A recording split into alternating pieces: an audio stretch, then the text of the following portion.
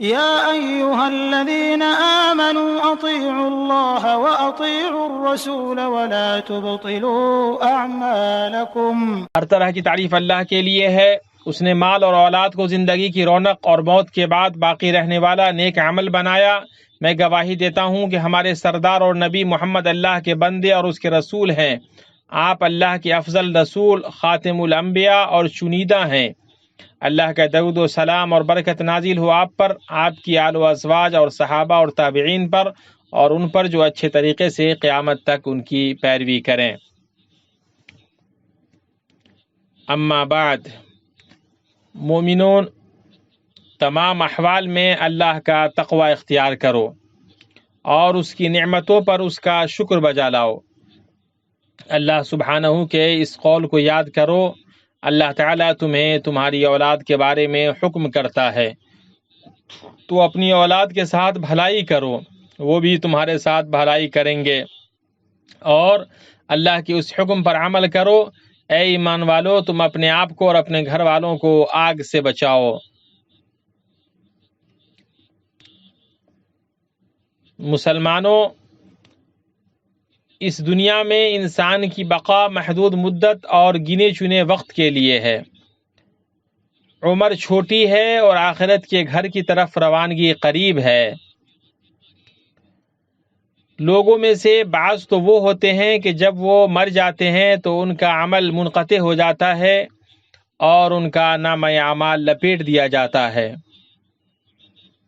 اور بعض وہ ہوتے ہیں جن کا اثر باقی رہتا ہے اور عمل جاری رہتا ہے۔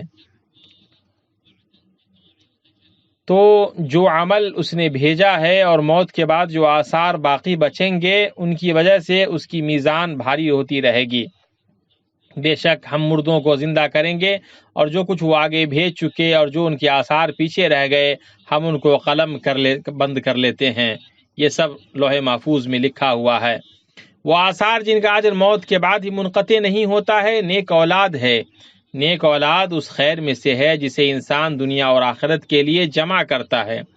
انسان کی اولاد اس کی کمائی ہے، اور اولاد کا نیک عمل والدین کے نیک عمل میں سے ہے۔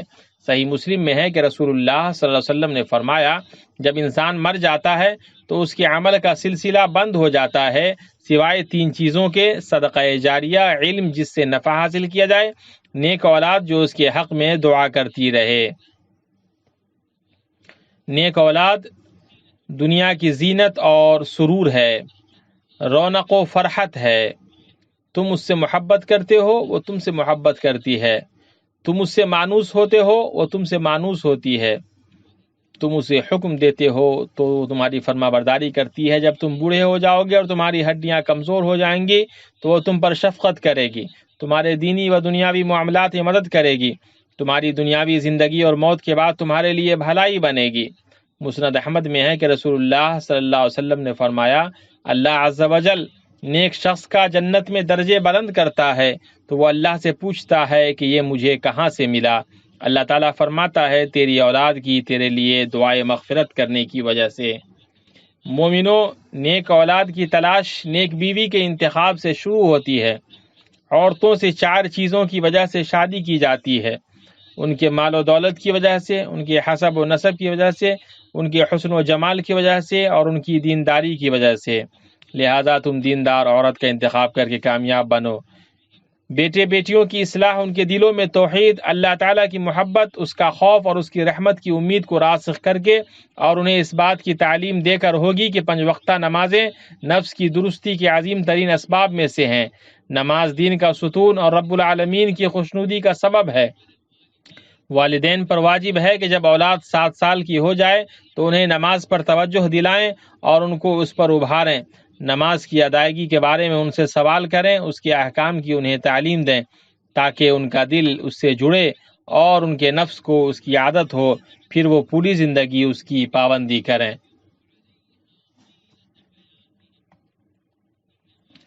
اے اللہ کے بندو، والدین کی نیکی سے نیک اولاد طلب کی جائے۔ ان کی ہدایت اللہ کے حکم سے ان کی اولاد کی نیکی کا سبب بنتی ہے۔ اللہ کا فرمان ہے، دیوار کا قصہ یہ ہے کہ اس شہر میں 2 یتیم بچے ہیں جن کا خزانہ ان کی اس دیوار کے نیچے دفن ہے۔ ان کا باپ بڑا نیک شخص تھا، تو تیرے رب کی چاہت تھی کہ یہ دونوں یتیم اپنی جوانی کی عمر میں آ کر اپنا یہ خزانہ تیرے رب کی مہربانی اور رحمت سے نکال لیں۔ ابن عباس رضی اللہ عنہما کا قول ہے کہ اللہ نے ان دونوں کی حفاظت ان کے والدین کی نیکی کی وجہ سے کی۔ تو باپ اور ماؤں کے لیے ضروری ہے کہ وہ دونوں اپنے بیٹے بیٹیوں کے لیے اسوہ حسنہ بنے، خاص طور سے بچپنے میں، کیونکہ یہی وہ بنیاد ہے جس پر ان کی بقیہ زندگی کی تعمیر ہوتی ہے، ان کے طور طریق کی تشکیل ہوتی ہے۔ یہی وہ مرحلہ ہے جس میں بلند اقدار اور اعلیٰ اخلاق کی بنیاد پڑتی ہے، اور ہر طرح کی بھلائی مربی اعظم کی اقتداء میں ہے۔ میرے ماں باپ آپ صلی اللہ علیہ وسلم پر قربان ہو، ان کا طریقہ سب سے بہتر اور ان کی سنت سب سے افضل ہے۔ آپ صلی اللہ علیہ وسلم کا تعامل بچوں کے ساتھ رحمت و شفقت پر مبنی تھا۔ آپ ان سے محبت کرتے تھے، ان سے شفقت سے پیش آتے، ان کے معاملے میں نرمی برتتے، اپنی محبت کا ان کو احساس دلاتے اور اپنی باتوں کے ذریعے اس کو بیان بھی کرتے۔ صحیحین میں ہے کہ نبی صلی اللہ علیہ وسلم فاطمہ رضی اللہ عنہا کے گھر کے آنگن میں بیٹھ گئے اور فرمایا وہ بچہ کہاں ہے، وہ بچہ کہاں ہے، یعنی حسن۔ تھوڑی ہی دیر بعد حسن رضی اللہ عنہ دوڑتے ہوئے آئے۔ آپ صلی اللہ علیہ وسلم نے ان کو سینے سے لگا لیا اور بوسہ لیا، پھر فرمایا اے اللہ، میں اس سے محبت کرتا ہوں، تو بھی اسے محبوب رکھ اور اس شخص کو بھی محبوب رکھ جو اسے محبت رکھے۔ سنن ابن ماجہ میں ہے کہ نبی صلی اللہ علیہ وسلم اپنے بعض صحابہ کے ساتھ کھانے کی ایک دعوت میں نکلے، دیکھا تو حسین رضی اللہ عنہ گلی میں کھیل رہے ہیں۔ نبی اکرم صلی اللہ علیہ وسلم لوگوں سے آگے نکل گئے اور اپنے دونوں ہاتھ پھیلا لیے۔ حسین رضی اللہ عنہ بچے تھے، ادھر ادھر بھاگنے لگے اور نبی اکرم صلی اللہ علیہ وسلم ان کو ہنسانے لگے، یہاں تک کہ ان کو پکڑ لیا اور بوسہ لیا۔ نبی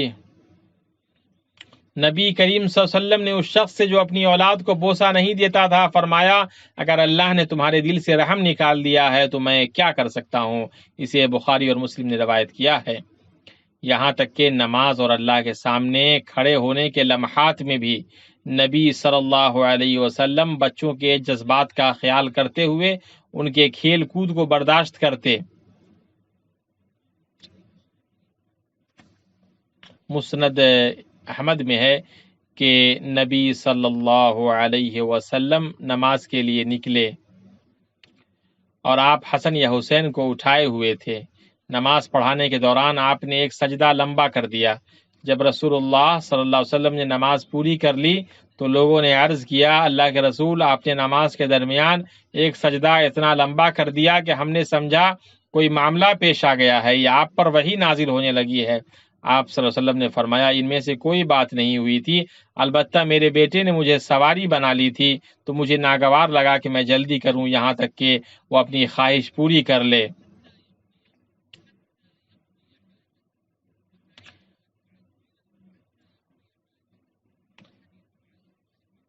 بچوں سے ان کی پریشانیوں کے بارے میں بات کرنا اور انہیں خوش کرنا نبی صلی اللہ علیہ وسلم کا طریقہ رہا ہے۔ صحیحین میں انس رضی اللہ عنہ سے روایت ہے، انہوں نے فرمایا کہ نبی صلی اللہ علیہ وسلم حسن اخلاق میں سب لوگوں سے بڑھ کر تھے۔ میرا ایک بھائی ابو عمیر نامی تھا، وہ بیان کرتے ہیں کہ میرا خیال ہے کہ بچے کا دودھ چھوٹ چکا تھا۔ نبی صلی اللہ علیہ وسلم جب تشریف لاتے تو اس سے مذاق فرماتے اے ابو عمیر تمہارا وہ پرندہ کیا ہوا؟ اس سے مراد وہ پرندہ ہے جس سے ابو عمیر کھیلا کرتے تھے۔ انس بن مالک فرماتے ہیں میں نے رسول اللہ صلی اللہ علیہ وسلم سے بڑھ کر کسی کو اپنی اولاد پر شفیق نہیں دیکھا۔ رسول صلی اللہ علیہ وسلم کے بچوں پر شفقت میں سے یہ تھا کہ آپ انصار کے یہاں جاتے، ان کے بچوں کو سلام کرتے، ان کے سر پر ہاتھ پھیرتے اور ان کے لیے رزق اور برکت کی دعا کرتے۔ مومنوں بچوں پر احسان کرنا، ان کے جذبات کا خیال رکھنا اور ان کے ساتھ تعامل میں خلوص برتنا ان چیزوں میں سے ہے جن کا نبی صلی اللہ علیہ وسلم نے حکم دیا ہے۔ سنن ابو داؤد میں ہے عبداللہ بن عامر رضی اللہ عنہ کہتے ہیں کہ ایک دن میری ماں نے مجھے بلایا اور رسول اللہ صلی اللہ علیہ وسلم ہمارے گھر بیٹھے ہوئے تھے۔ وہ بولی سنو یہاں آؤ میں تمہیں کچھ دوں گی۔ رسول اللہ صلی اللہ علیہ وسلم نے ان سے کہا تم نے اسے کیا دینے کا ارادہ کیا ہے؟ وہ بولی میں اسے کھجور دوں گی۔ تو رسول اللہ صلی اللہ علیہ وسلم نے ان سے فرمایا سنو اگر تم اسے کوئی چیز نہیں دیتی تو تم پر ایک جھوٹ لکھ دیا جاتا۔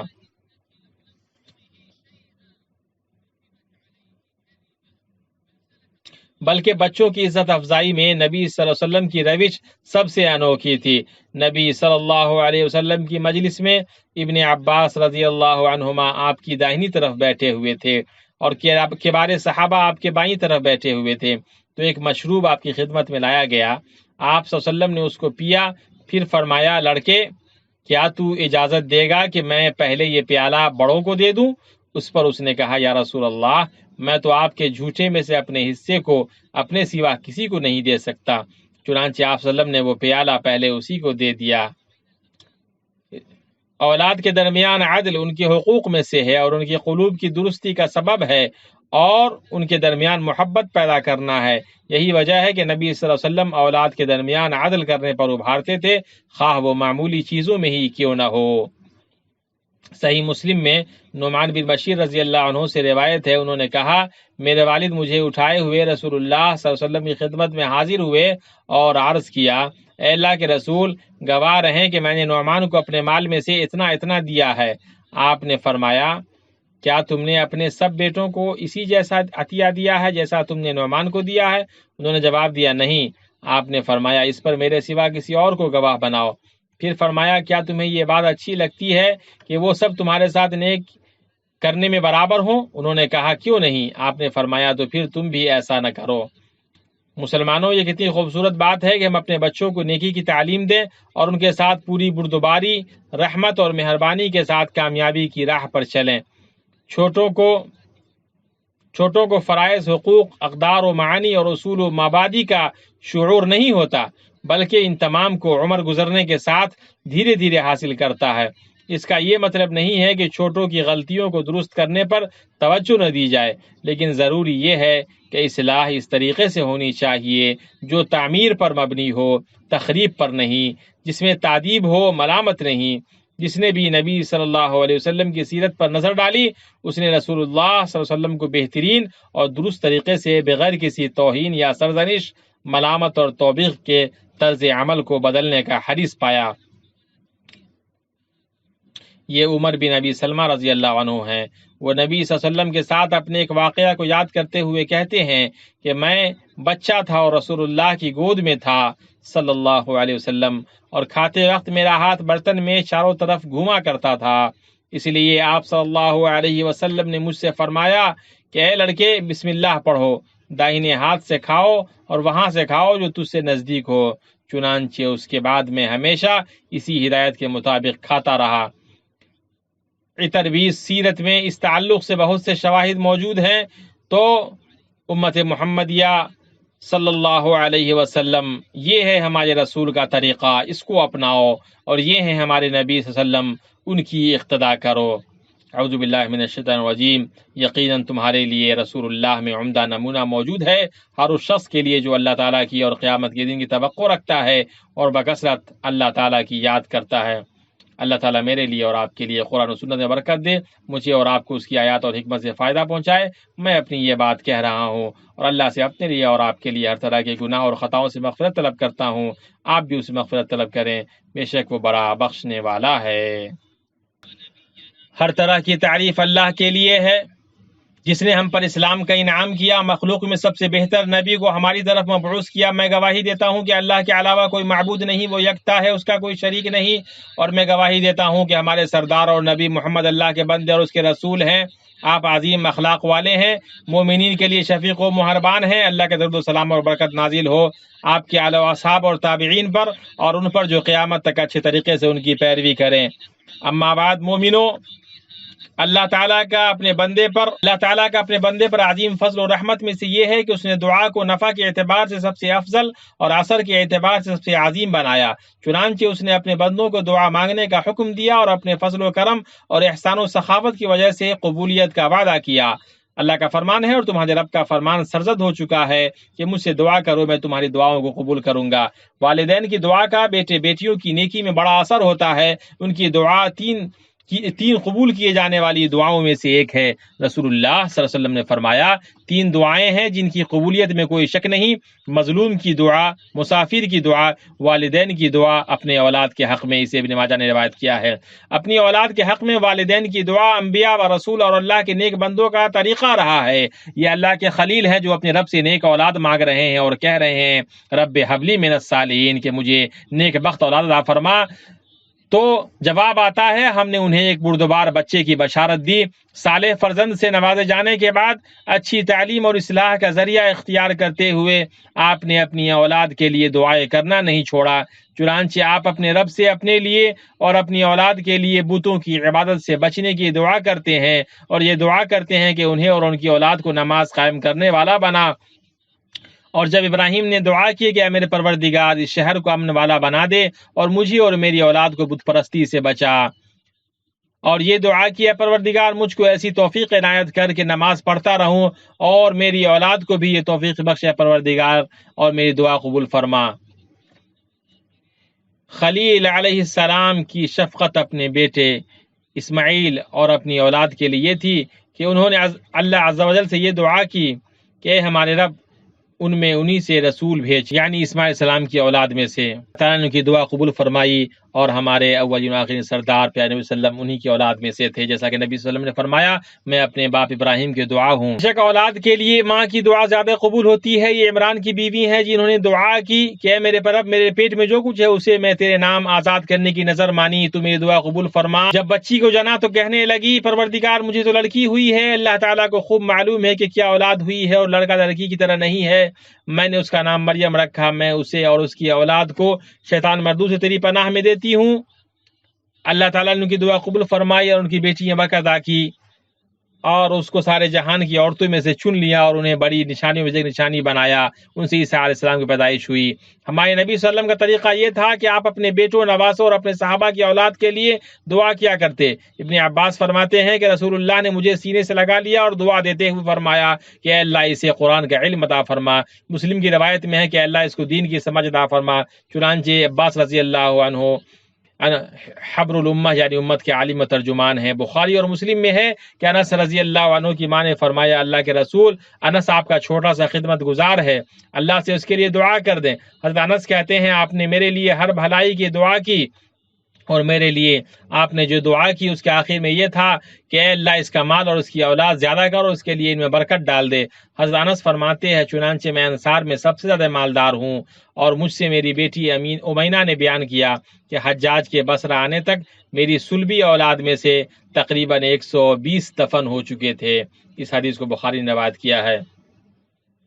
ماں باپ کو اپنی اولاد کو بد دعا دینے سے گریز کرنا چاہیے، خواہ وہ انہیں غصہ ہی کیوں نہ دلا دیں، بلکہ ان کے لیے درستی اور استقامت کی دعا کریں اور ان کے لیے اللہ سے رشد و ہدایت مانگیں۔ مسلم میں ہے کہ رسول اللہ صلی اللہ علیہ وسلم نے فرمایا تم لوگ نہ خود کو، نہ اپنی اولاد کو اور نہ اپنے مال کو بد دعا دو، کہیں ایسا نہ ہو کہ وہ گھڑی ایسی ہو جس میں دعا قبول ہوتی، اللہ تعالیٰ تمہاری بد دعا قبول کر لے۔ کتنی ہی بد دعا ایسی ہے جو ماں باپ نے اپنی کسی اولاد کے لیے کی جس نے اس گھڑی کو پا لیا جس میں دعا قبول ہوتی ہے، چنانچہ بسا اوقات وہ اس اولاد کی بگاڑ اور ہلاکت کا سبب بن جاتا ہے۔ اللہ سے اس کی ناراضگی اور غضب سے ہم پناہ چاہتے ہیں۔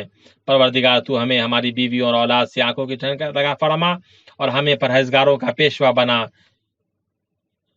جان لو اے مسلمانوں، اللہ تعالیٰ نے تمہیں ایک اچھا حکم دیا ہے جس کی شروعات پہلے خود سے کی ہے۔ اللہ کا فرمان ہے اللہ تعالیٰ اس کے فرشتے اس نبی پر رحمت بھیجتے ہیں، اے ایمان والو تم بھی ان پر درود بھیجو اور خوب سلام بھیجتے رہا کرو۔ اے اللہ محمد اور آل محمد پر ایسی ہی رحمت نازل کر جیسے تو نے ابراہیم کی آل و اولاد پر نازل کی، بلا شبہ تو قابل تعریف و قابل تعظیم ہے۔ اے اللہ محمد اور آل محمد پر ایسی برکت نازل کر جیسا کہ تو نے ابراہیم اور ان کی اولاد پر برکت نازل کی۔ اے اللہ تو خلفائے راشدین ابوبکر، عمر، عثمان، علی اور تمام صحابہ اور تابعین اور قیامت تک ان کی درست طریقے سے پیروی کرنے والے تمام لوگوں سے راضی ہو جا۔ اے اللہ اسلام اور مسلمانوں کو غلبہ عطا فرما، اے اللہ شرک اور مشرکوں کو رسوا کر، اے اللہ تو دین کے قلعے کی حفاظت فرما۔